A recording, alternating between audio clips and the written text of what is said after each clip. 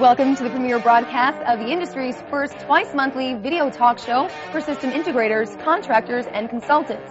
Sound and Communications Viewpoint. This month's topic is digital signage. Our host is Lyle Bunn and our guest, Kayye.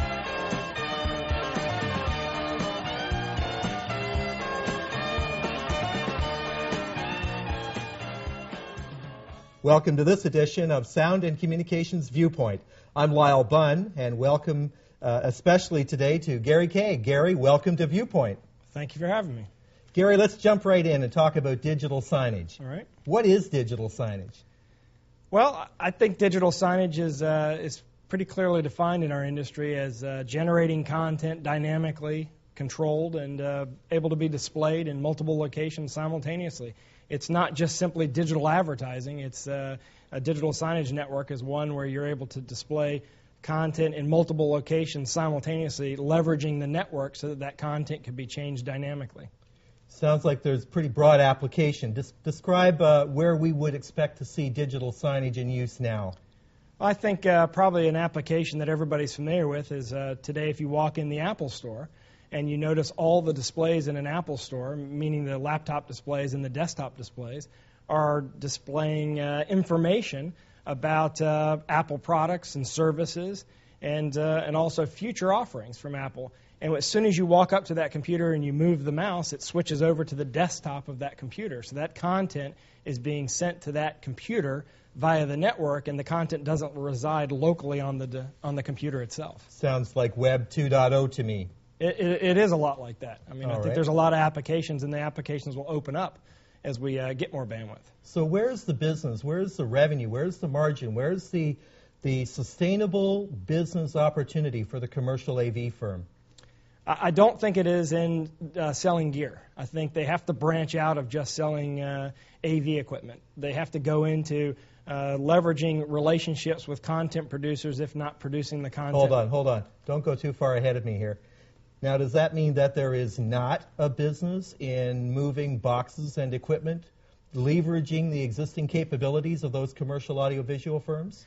I think it'll be tougher and tougher as the years move on. We've seen margins erode quite a bit on the display properties. And as displays incorporate networks inside of them, meaning you have network-compatible displays, the need for video routing and distribution the analog way will start to dissipate in the case of a digital signage application. Mm-hmm. So therefore, what will happen is the content will be driven to the display via the network, and the display itself becomes almost like a network video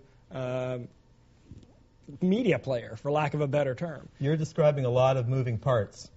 It sounds like there's a degree of complexity to integrating these moving parts, and isn't that a core strength of many of the successful commercial AV firms now? Absolutely. As long as they leverage relationships with not only just selling the gear, but generating the content, forming relationships with companies that already have content production. That could be an advertising organization, or it could be an organization that is specifically exclusively in the digital content business or digital signage business.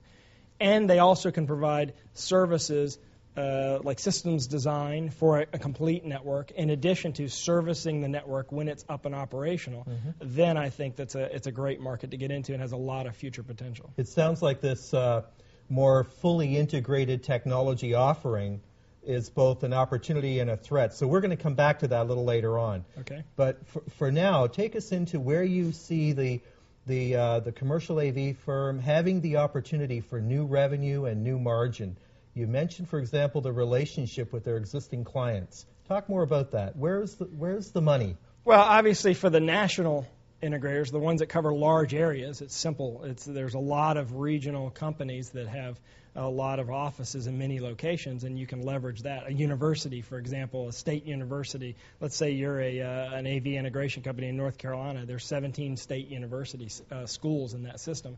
They're all going to be needing to send content to multiple locations simultaneously. So therefore, if you're able to handle that as a complete region of your business, able to handle each one of those locations simultaneously, that'd be great. If you're talking about if you're a small integrator in a very local area, let's say you just support just Lubbock, Texas, for example, there's applications there. There's the local real estate office where they're selling, where the listings are changing on a daily basis, and you're wanting to display those listings in multiple locations, because that digital signage network is not just that static display that's in the front window of that real estate agency office. It could be content that is simultaneously being generated across the network via the internet, so that when somebody launches on their web page, they're able to see that same content in that location, or even in a cell phone. For example, you're looking for a specific listing, you're going to move. You're covering a lot of ground here. Okay. We're going to take a break in a minute, but before we do, you started to get into some of the application areas. So go down a list of the probable high margin, the low-hung fruit of revenue and margin in some of those application areas. You mentioned the real estate office. Where else should that commercial AV firm be looking? Well, the Fortune 500, 1,000, 2,000, whatever term you want to use, obviously, there's a need for them to communicate throughout their entire organization in real time, both investor information and also information about their own organization or messages from the presidents or executives, but also because of what happened in this year at Virginia Tech. Some of the low-hanging fruit now, using your term, is the universities. There's a lot of concern about security in many locations across the world, but specifically in universities. We're going to come back to this. Gary, we need to stop for a break right now, but we're going to come back to this area of application. Stay with us. We'll be right back with Gary Kayye. Introducing our newest shooting star, the self-powered MM4XP miniature loudspeaker. Especially suitable for installations involving space limitations and visibility concerns. Flexible, easy-to-configure mounting options and the ability to easily reproduce both speech and music make the MM4XPs a perfect choice for fixed installations, theatrical presentations, and portable corporate AV solutions. And of course, the MM4XPs exhibit the same high-quality intelligibility and flat frequency and phase response for which Meyer Sound loudspeakers are known. Bosch Communication Systems, a business unit of Bosch Security Systems, is now one of the world's leading manufacturers and suppliers of professional audio, wireless, life safety, and communication equipment. Bosch Communication Systems offers complete system solutions for the world's most critical high-profile installations and events. Together, the future sounds secure.